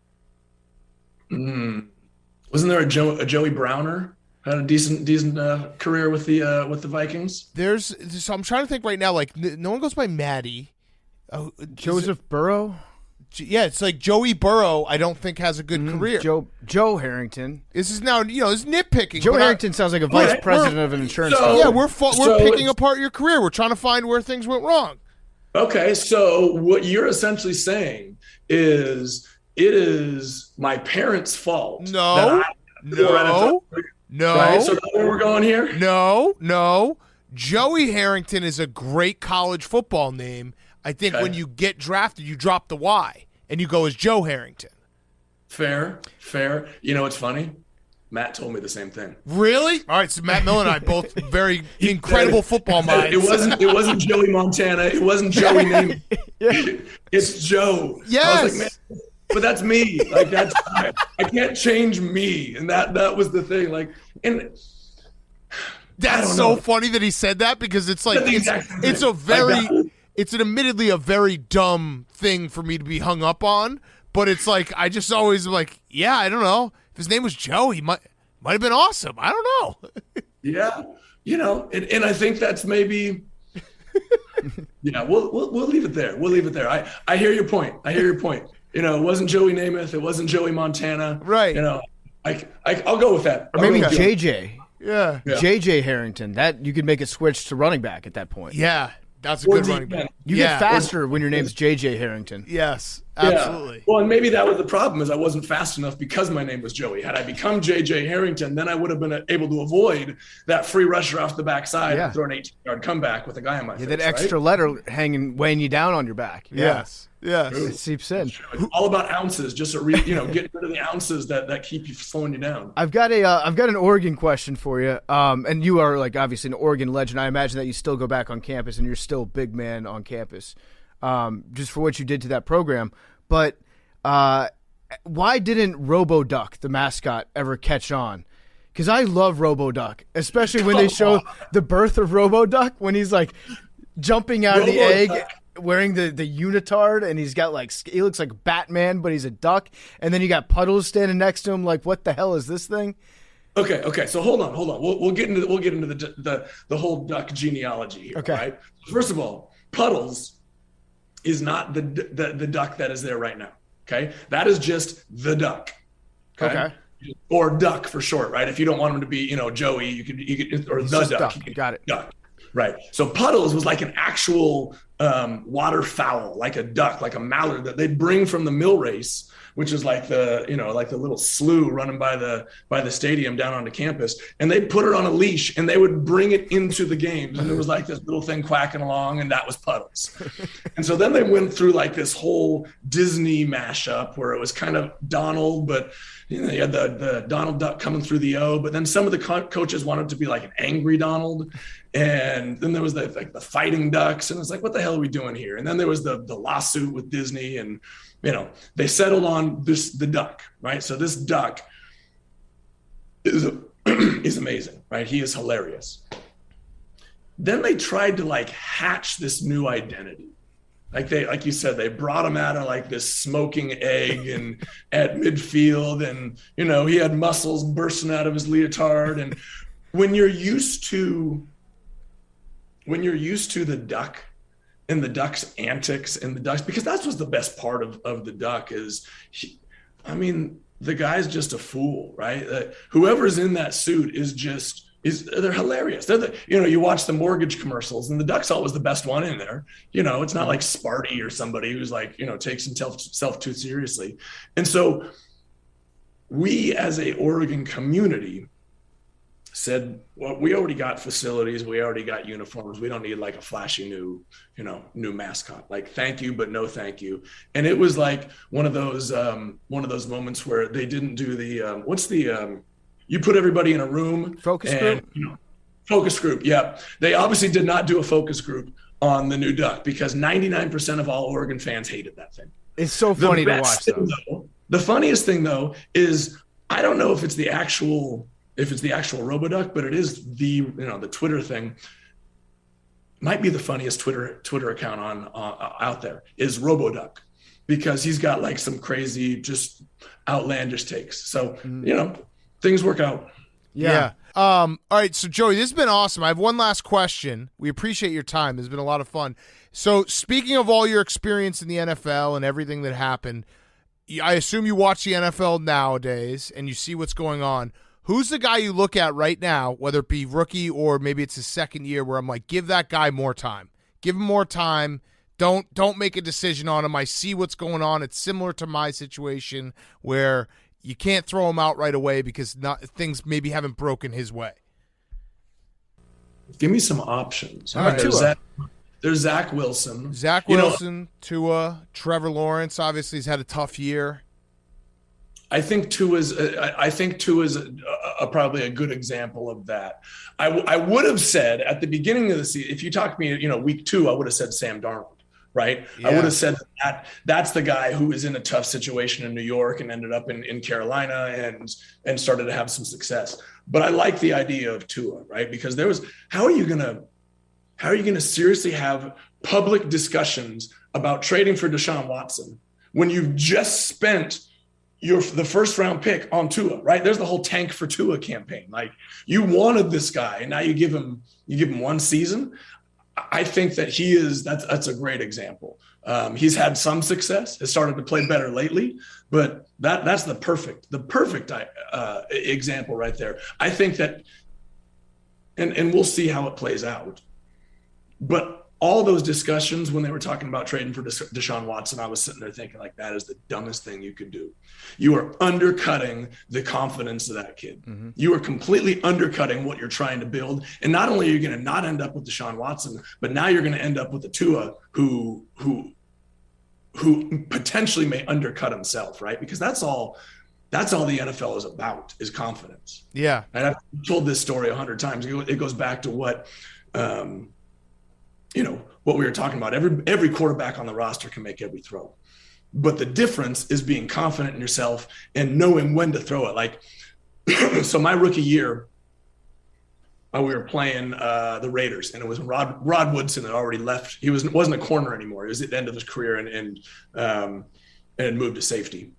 And I look back, I knew the coverage. I had a dig coming in front of him. I was going to clear it out with a seam route, looked him off band, came back and threw it. Steps in front and he picks it off. It's like, what the hell? Like, And so I went up and talked to him afterwards. I said, tell me what it is. Like, what did I do? Did I tip it off with my eyes? Did my receiver cut his route short? Should he have cleared on your outside shoulder instead? And he looked at me, he's like, no, hell no. I've seen that route every day in practice for 14 years. And I'll be damned if a rookie's going to beat me on it, right? And so the knowledge on the other side of the ball, the anticipation, it's not the physical speed of the guys when they talk about the speed of the game. It's their reaction times. It's seeing it every day for 14 years and saying, I know what's coming. I'm going to step here. So if you're a young quarterback and you step back and you throw that ball, right? Maybe the first time it gets knocked down. Maybe the second time it gets picked off because you come back and it's like you hesitate for just that second. And that gives that DB, that Rod Woodson, an extra second to step in front. Now, if you've completely lost your confidence and you come back and it's like, I don't know if I should throw this, maybe I should. Now you throw it and he picks it and he takes it back for 6, right? Hesitation, lack of confidence, doubt is the killer of all young quarterbacks. That's all it is. It's not skill. It's do I believe in myself enough to go out and cut it loose? And even if it gets picked off, to come back and cut it loose again. Yeah. Right. And that goes back to all the things you were talking about. Like, how well do you work with your coach? How well do you feel supported? What kind of talent do you have around you? But if you as a quarterback know that, hey, my organization is trying to trade for Deshaun Watson. Yeah. And I'm going to go out and I think, man, I can't throw an interception today. The moment you doubt that, the moment you hesitate is the moment you throw that pick, which sends you down that spiral anyway. So I think that's a great example. Is they need to make sure they're supporting to it, because he's shown that he can do it if he has, he's shown flashes, but he's also shown the other side too, right? Make sure you support that guy, and he could be a hell of a football player. Okay, so welcome to Two and On. You're a part of the group, select few. Did you say Two and On? Yeah, Two and On. Yeah, we're part of Two and On. You've been crimson We're pilled. Two and On believers. I was a non-believer, and I have been reformed to be a believer. So you are now part of it. So I hear like there are what should I know about this show now? There's Two and On. There's like I saw you were doing like dude like toilet paper or something, like when somebody's dude wipes or something. I was like, what am I getting myself into? There are a lot of things that it's probably best that you just enjoy the show at a surface level, because once you get too deep, like where we go to, we go all. The best way to describe our show is that we are not very smart, but we are smart enough to know that we're not very smart. So whatever Which that is smart, right? Yeah, in a weird backwards way, maybe, but it's like a meatball fan's thoughts deep down, covered up with a little bit of self-awareness that we are meatball fans, so we can make fun of ourselves. Fair enough. Like we like you, like having you on is great because we can talk about it. If Joey Harrington's career played out right now, we would just be like every Sunday we'd be like, Joey Harrington bust, drop the Y, bro. That's pretty much what would happen. Actually, that reminds me, we do need to discuss whether or not you were a jeans model, because I have it in the back of my head. That's how this whole thing started. Yeah, that's how this whole thing started. Okay, so I was thinking about that. I think where you may have gotten that is I do remember at one time like doing an interview and saying that I turned down like there was like an offer from Levi's or something my rookie year to do like, to be a Levi's spokesperson or whatever. And I turned it down because that was like, I kind of want to just like establish myself as a player first before we start getting into like all the endorsement stuff. Looking back, I should have grabbed it because, the next couple of years sucked. And it was like, damn, I wish I would have had some free jeans. But that's probably where it came from. That's the only thing I could think of. That must be it. I must have just seen that interview and then my brain filled in the gaps. And I was like, whoa, what would it look like if Joey Harrington was a jeans model? Probably. Well, and like I said, I do wear jeans. Like, I've worn a pair or two in my life. So maybe that's it too. It's possible I have seen you wearing a pair of jeans before. We should send him some Muggsy. You're a good-looking guy. I can say that. We spent an hour together now. You're a good-looking guy. You should have a Muggsy sponsorship. Yeah, you should. You're a good-looking guy. Are you still interested in a jeans sponsorship? Sure, why not? Okay, we'll talk to our jeans people. For me, and I'll take 3, right? I'm actually a jeans guy. So, we are sponsored by jeans. There you go. I got jeans on right now. Okay, look, he wears them all the time. Don't you go. wish they were a little more comfortable? Just like us. There you go. All right, well, Joey, this has been awesome. Appreciate it so much, man. If you're ever in New Anytime. York, love to have you come stop by in person. So, although I feel like people who live out on the Pacific Northwest, they just enjoy life and not have to deal with the bullshit that is like New York City. Yes, yeah, Yeah, that's all you have to say. Yes, but what I will say is I love New York. I love going to New York. Like, there's just nothing like it. There's nothing like, we would do the college football award when I was still calling games. We would do the college football awards stuff at the end of the year in New York, and I'll go out there. I wouldn't have anything to do until the dinners at nighttime, and I would just spend all day. I go down to Central Park. I'd get a paper, a Times, and get a cup of coffee, and I'd just start walking. And then you just walk all the way up, Madison, and then you walk down to like Times Square, and just people watching because it's crazy. Yeah, like, guy jerking off, guy shitting, somewhere. Yeah, no, it's great. Yeah. Steve Buscemi coming down the hill in like a garbage or in a shopping cart with like a helmet on. Yes, yes, great times. Yeah. Yeah. All right, well, thanks so much, man. Really appreciate it. Yeah, you bet, guys. Anytime. Yeah, it's good to meet you, man. Take care. All right, that was Joey Harrington. Before we get into Guys on Chicks, Shady Rays is here. Shady Rays is back. They never really left. They're the only sunglasses I ever wear. If you see me wearing shades, I'm wearing Shady Rays. They're the official sunglasses sponsor of Part of My Take.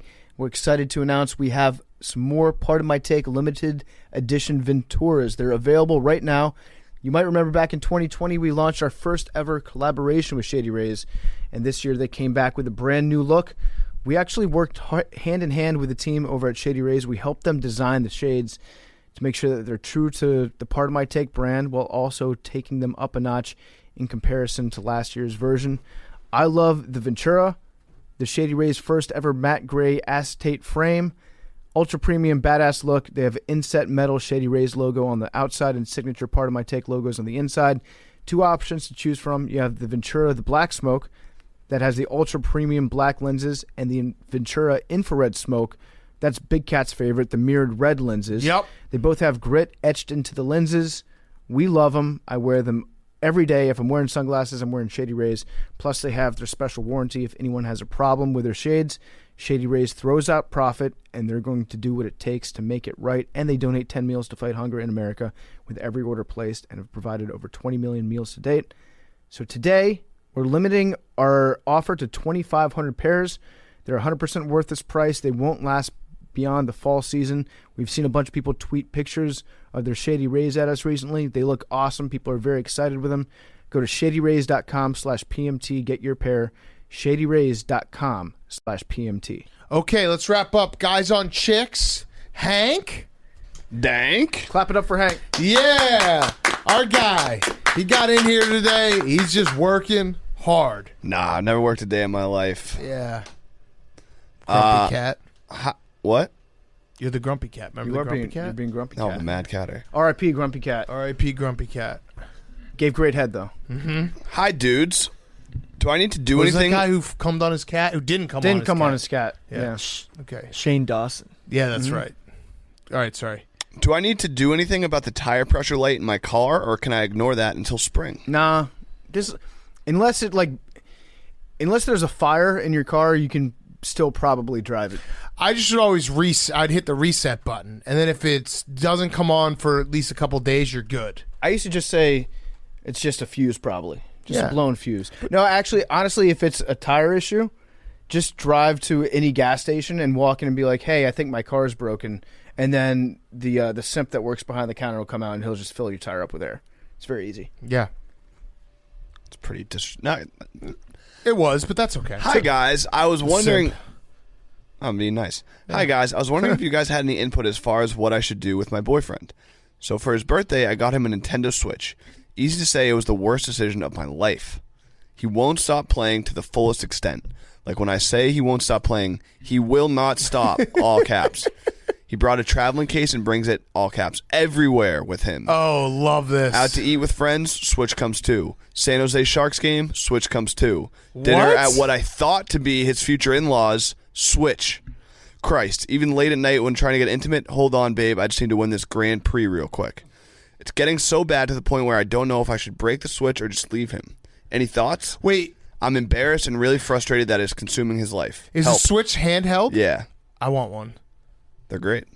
Fuck. This guy actually sounds cool in the way that he is doing the most disrespectful things and the lamest things that he knows. They're like there are social rules set up against bringing your video games out to dinner with your in-laws. There's a normal. What's his parents, so There are normal just not rules like care. don't bring your phone or your gaming system to a live sports game that you're watching. But he just doesn't care at all. He's got the itch. I was just say, if I don't know what phase they're in right now, like how long it's been that he's had the Switch. Speaking from my own experience, if you just let me play my video games for like 3 weeks straight, I'll tire out and I'll find something else. I think most people are very much like that, where like a new game or a new system, it's balls to the wall for 3 weeks, maybe a month. And then you kind of wake up, you're like, oh shit, I should probably do other things in life. It would be pretty awesome if he was bringing a hockey game to the hockey game, though. Well, that would be cool. That would be sick. Yeah, that'd be very cool. That's like when I was a little kid and I thought that my Game Boy controlled, that's why they made you turn it off when you were landing, because I could control the plane with my Game Boy. No, that's That was true. very stupid. Very stupid. That was when I was 14. Just kidding. My boyfriend's brother used to be cool, and we would all hang out together often. He got a girlfriend that ruined everything fun about him, from his willingness to go out to his diet and even his sense of humor. Is it possible for him to return to normal without No. trying to break my boyfriend's brother and new girlfriend up? It sounds like this girl really likes her boyfriend's brother. That's what this sounds. You're mad. You mad, Cameron meme, that your boyfriend's brother has a girlfriend because you used to get all that time to yourself. Yeah. Yes, sounds like Kitty Kelly, whatever the yeah. fuck, yeah. Hey, Kelly, yeah. He's dating this new slut that just gives him head all the time. What are you going to say, Billy? Buy your boyfriend's brother a Nintendo Switch. Also a good idea. Boom. Call But yes, back. no, you can't do anything. There's nothing you can do about it. You sound selfish, too. Because you have your boyfriend, and then you Yeah. also want the boyfriend brother, too? Yeah, come on. She likes this guy. Yeah, for sure. All right, we'll end with this one. Hey, fellas, my boyfriend and I have been together for 4 years. One presidency. My best friend just got engaged, and of course... Well, wait. No, it's got to be 2 presidents. Well, I added that. That was a little... Okay, but you didn't do the math right. But you know what? I'm being positive. It's 4 2 years equals one presidency. Right, but how it's long is a been- president's term? But it's been How long is 2 president's term? presidencies. You count by the it's been 2 presidencies. How long is one president? But it's been 2 presidencies. How long is one presidential term? 4 years. But it's been Boom. 2 presidencies. Okay. My best friend... Actually, you're right, Big Cat. My best friend just got engaged, and of course her wedding is on the same day as my boyfriend's sister's wedding.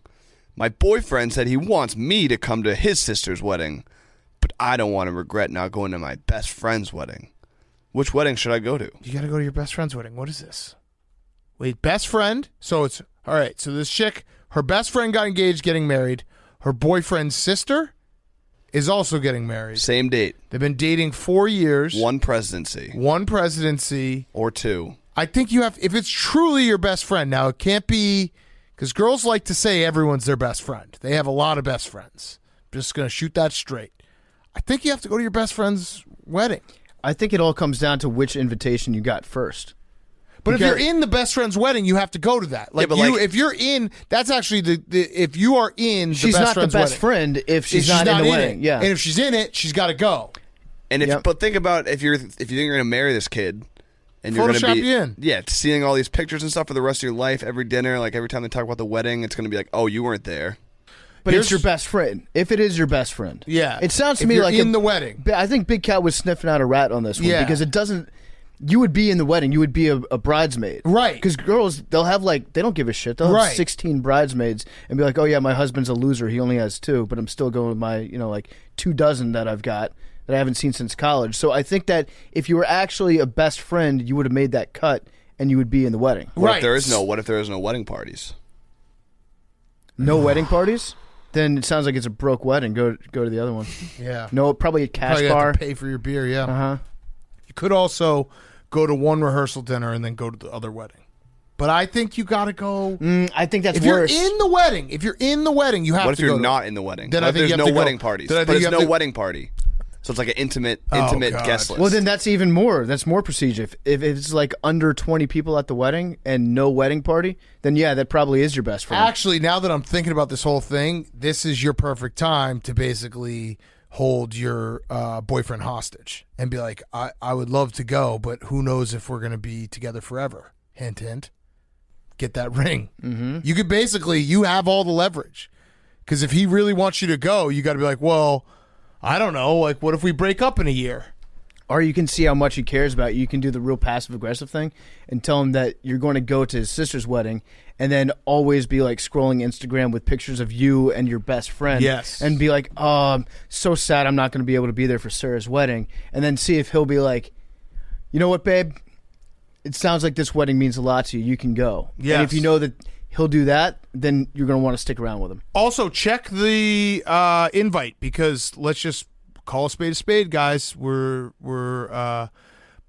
boosting up the patriarch here. What if your boyfriend's sister is actually getting married to your best friend? That could happen. Lesbians. The woman was a doctor the whole time. Right. Parker. Like, wow, we fucked. That's actually this question. She's doing this to fuck with us. She thought we wouldn't get to this point where we're like, two women can get married. Nice try. We sniffed it out. Go to So both you're the weddings at the best same friends time. with your boyfriend's sister. Love is love. No, your best friend is marrying your boyfriend's sister. Love is love. That was all a plan to make us look like misogynistic assholes, and we totally got it. That's a hot wedding now. What about this though? What if the girl's best friend is a guy? Oh, could also be. And they could be getting married too. And what if the boyfriend's sister is, we don't know. Okay. She's transitioning. So It could be anything. The girl's best friend is a guy Right. who's marrying the boyfriend's sister, but the sister is really pissed off at the brother because the other brother's new girlfriend sucks, and that's you. Yeah. So don't go to any wedding. Yep. Sounds like you're just not wanted around. We gave you all the permutations on this one. We nailed that. We crushed that. All right, numbers. 88. Numbers. Yeah, I just had a quick recap. Yeah. Oh, do it. Let's go, Billy. Kyler Murray's always reminded me of something. Everyone's like, like he's small, it's weird or whatever. His helmet's really big. Just realized Madden 09 had an all-play 5-on-5 mode where all the players had huge heads. Yes, I remember That's Kyler this. Murray on the Wii. Okay. It's like, Yes. that's where it was. Yeah, it was like in my brain somewhere. he I was looks like, like a where the me hell character, yeah. are the big-headed football players from? That's where it's from. All right, sick, Billy. That was your recap? Kind of. Billy's recap was just another point. remembering that one thing. I All right. like it, Billy. Thank you. Numbers. What do you got, Jake? We got 6'9". something? 18. 18. Again, you're going to run it back? Yep. You can, but this is now getting to a point. So you've won it 3 times, Yeah. but people are asking, can you win it with a different number? You're a system player. That's what people are asking. People are asking. I'm not asking, but people are asking, can Jake win the lottery with a different number? Can he take another number across the finish line? Well, Jake, also, you pick 18 because it's like a lucky number. a Jewish good luck number, right? That too, yeah. Yeah. But can you win it with another number? Maybe. And didn't MJ win 6 I with guess one we'll team? know. Yeah, but I'm talking about this is more like coaching, right? Like that's He did, but then he went to the Wizards and got exposed as being a fraud. no NFL coach has ever won a Super Bowl with 2 different franchises. Okay, Could you be fine. the first? 44. Well, actually, no, you wouldn't be the first because I've done this. 44. You've done it, right? All right, 81. 44. 44 for Obama. Of course. Go, Hank. Liam. Good luck, 88, Hank. six. 12. 88 12. for Hank. 81 For Tom for me. Brady. I love Tom Brady and all his Please success. Be 18. Please be 18. Please be 18. 70. God, that would have been so funny if it was 18. That would have been so funny. Second time. Damn it. Oh, Second wait, time the for 70? machine rejected that, though. Second time for 70. Cody or South American raccoons. Love What? you guys. Cody?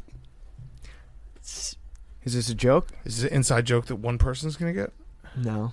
What is it? Shout out Cousin Dale. Cody's? COATI. Cody's Yeah. are Are- South American raccoons. Yeah. Why are you saying it all weird? I just thought of them. I just talked about them. Oh, all right. Just Google them. You'll see exactly what I'm saying. Love you guys.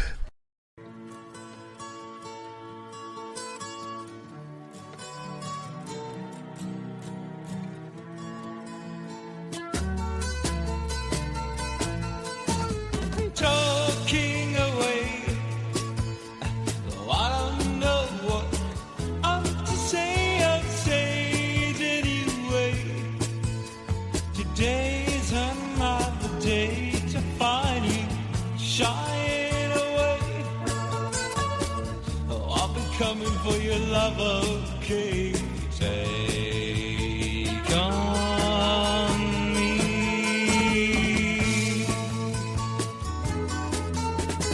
Needless to say, I'm on sentence, but I'm east of a little way. Learning life is okay. Say after me, it's better to be safe than sorry. Take on me. All the things that you say, all the things that you say, all the things that you say, all the things that you say.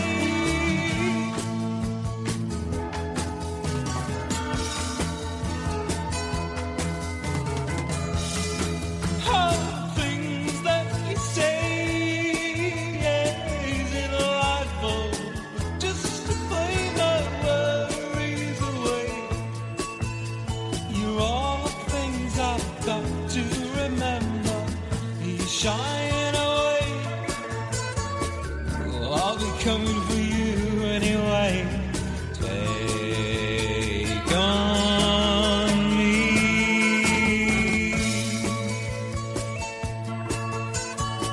Well, I'll be coming for you